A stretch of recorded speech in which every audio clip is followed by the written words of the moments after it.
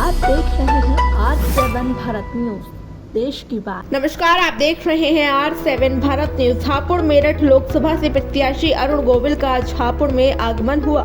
हापुड़ आगमन पर अरुण गोविल को देखने के लिए सैकड़ों की भीड़ इकट्ठा हुई। तो वहीं अरुण गोविल ने हापुड़ पहुंचते ही सबसे पहले भीमराव अंबेडकर की मूर्ति पर माल्यार्पण किया।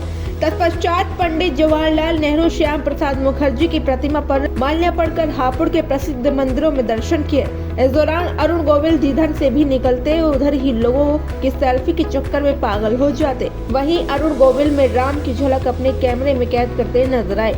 इसके बाद अरुण गोविल ने पत्रकारों को संबोधित किया। इस दौरान अरुण गोविल ने बताया कि वह टीवी सीरियल से ही लोगों के मन में छाए हुए हैं, राजनीति में पहली बार दखल दे रहे हैं। तो वहीं उन्होंने पूर्व सांसद राजेंद्र अग्रवाल, भाजपा विधायक विजयपाल आरती की सलाह पर राजनीति में चलने की बात कही और जन जन के मुद्दों को उठाकर काम करने की भी बात कही। Bureau report R7 Bharat news. इस बार भी नहीं की, ठीक है। लोग जब उनको टिकट लेना होता है तो 10 चक्कर लखनऊ के काटते हैं, 20 चक्कर दिल्ली के काटते हैं, ठीक है।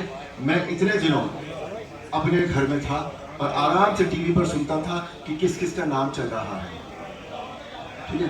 तो ये प्रश्न आपको कि उनकी जगह मुझे क्यों लाया गया, ये आपको उनसे पूछना पड़ेगा जिन्होंने ये किया है, जिनकी ये सोच।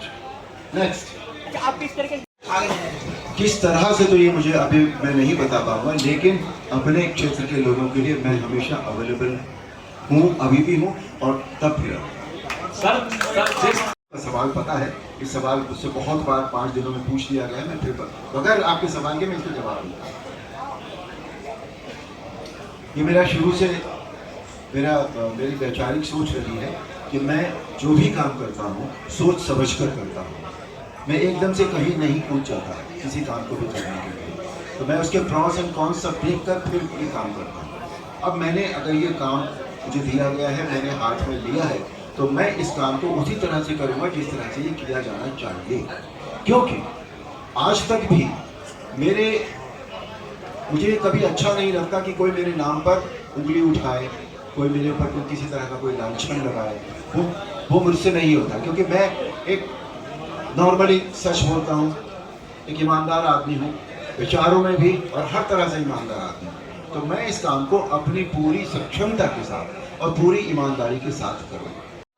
सिर्फ मेरठ के ही लिए नहीं, अपरोक्ष रूप से आप उसे कह सकते हैं कि जब हमने रामायण की थी सन 87 में, उससे लेकर अब तक रामायण के द्वारा कितनी सेवा हुई है लोगों की, मुझे ये बताइए। उनकी नहीं, सुनिए मेरी बात सुनिए। उस सेवा के लिए मैं बहुत बड़ा जिम्मेदार इंसान हूँ। मेरे द्वारा हुई है वो सेवा, स्पिरिचुअल सेवा हुई है, संस्कृति की सेवा हुई है, मॉरल्स की सेवा हुई है, विचारों की सेवा हुई है, रिश्तों की सेवा हुई है, ठीक है। और जब संस्कृति की सेवा होती है तो जब तक हम अपनी संस्कृति से जुड़े होते हैं, इसका अर्थ ये होता है कि हम अपनी जड़ों से जुड़े होते हैं, और जड़ जो होती है वो हमारा राष्ट्रवाद होता है। तो हमने मैंने जैसा कहा कि मुझे अभी यहाँ की जो समस्याएं हैं उनका ठीक से अंदाज़ा नहीं है। अभी मैं बाहर से देख पाता हूँ, लेकिन बाहर से देखकर कोई अंदाज़ा लगा लेना या उसको तय कर लेना वो ठीक नहीं होगा। जब मुझे यहाँ की समस्याएं के बारे में हम बात करेंगे तो हमारे विधायक जी बैठे हैं और दूसरे लोग जो इस इलाके को बिलोंग करते हैं उनसे पूछी जाएंगी वो समस्या, उसके बाद एक प्रायोरिटी लिस्ट बनेगी। चक्कर दिल्ली के काटते हैं, ठीक है। मैं इतने दिनों अपने घर में था और आराम से टीवी पर सुनता था कि किस किस का नाम चल रहा है, ठीक है। तो ये प्रश्न आपको कि उनकी जगह मुझे क्यों लाया गया, ये आपको उनसे पूछना पड़ेगा जिन्होंने ये किया है, इनकी ये सोच। नेक्स्ट, आप किस तरीके से देखते हैं गठबंधन ने अपना प्रत्याशी अभी बदला है हाल फिलहाल में? गठबंधन के सवाल मुझसे मत पूछिएगा, मैं यहाँ अपनी पार्टी के लिए आया हूँ।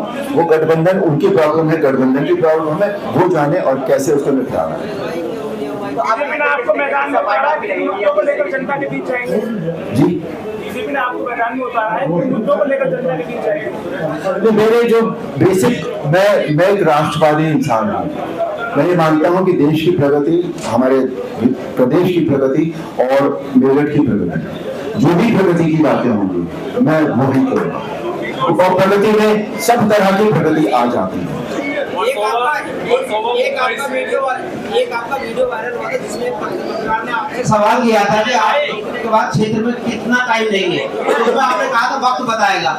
तो मैं आपसे जानना चाहता हूँ, अगर आप ठीक जी जैसे अनुभवी लोग हैं, जय करण जी जैसे अनुभवी लोग हैं यहाँ पर, तो इन लोगों की सलाह से जो मुझसे अभी बताया गया है कि भाई हमें ये करना है, अभी मैं उसी दिशा से अपने कदम बढ़ा रहा हूँ। आदरणीय, मैं आपसे अगर आप व्यक्ति से जुड़ जाते हैं, व्यक्ति से आप कैसे जुड़ते हैं? व्यक्ति से आप मटीरियल चीजों से नहीं जुड़ पाते, कभी भी नहीं जुड़ पाएंगे आप व्यक्ति से जुड़ेंगे, इमोशन पर जुड़ेंगे, आप व्यक्ति से जुड़ेंगे, संवेदनशीलता पर जुड़ेंगे, कंपैशन पर जुड़ेंगे आप। वो तो जरूरी है, और मेरे लिए इमोशन जिंदगी में बहुत बड़ी जगह रखता है। तो व्यक्ति, मैं कहता हूं कि अगर मैं किसी को प्यार देता हूं, ये कभी नहीं हो सकता कि मुझे प्यार ना मिले। तो मैं व्यक्ति से इमोशनल जब जुड़ जाऊंगा, व्यक्ति भी मुझसे जुड़ जाएगा, काम करना बहुत आसान हो जाता है।